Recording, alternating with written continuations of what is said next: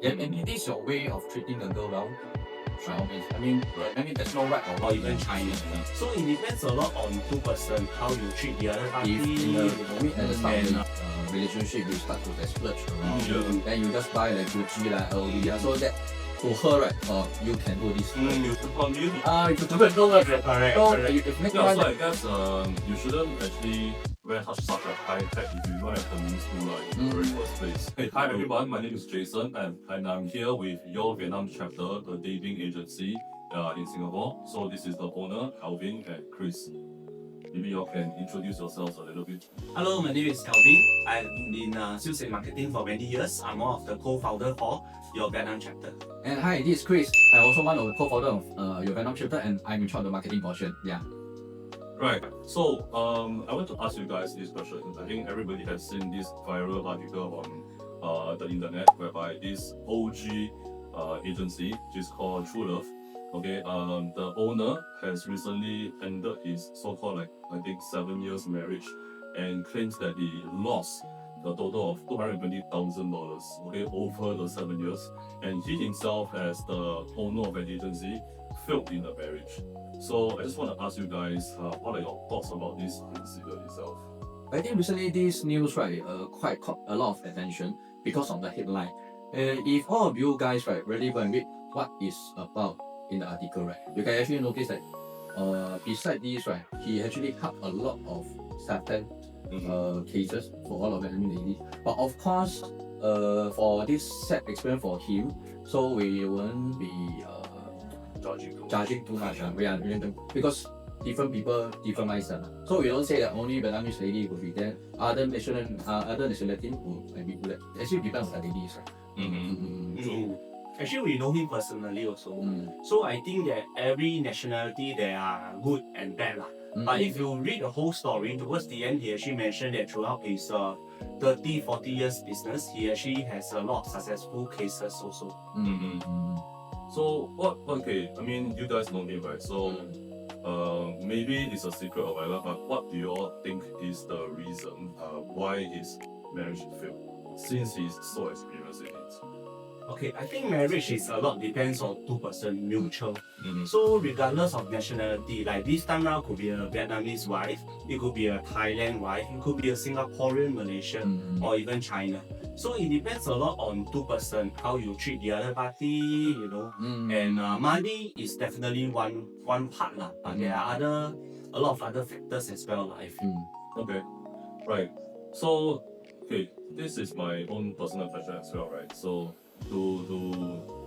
okay, in the end the marriage failed, yes, it's a very sad thing, but to claim and then say that emphasize on that he lost $220,000 on this matter, right? I feel that it's a little bit one-sided. So what do you all think about this whole so-called narrative? Normally, when we a relationship is both way. So if one side is treating your ladies well, actually the ladies also won't be.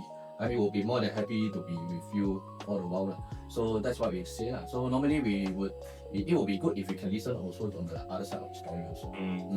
I think the thing about our local media platform is that a lot of people, we only read headline, then we share, then we comment, the woman run away, that kind of thing. But we always tell our clients that, let's say the Vietnamese woman, they married here, they don't have family here, they have no friends here, so they are married over alone. So how you treat her is very important. And all this many a times we do know. We only hear maybe sometimes the guy say,找老了, run away.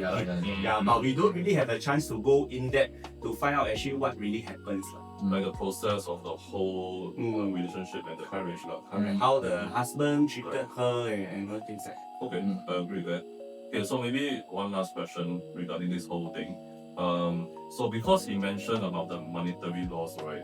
Do you all think that it is the right thing to do for a guy to actually always spend on the wife or the girlfriend? Because for this right, sometimes when we during the dating portion or during the marriage portion, right, sometimes a little bit of pamper is okay. You treat her for a good meal, right?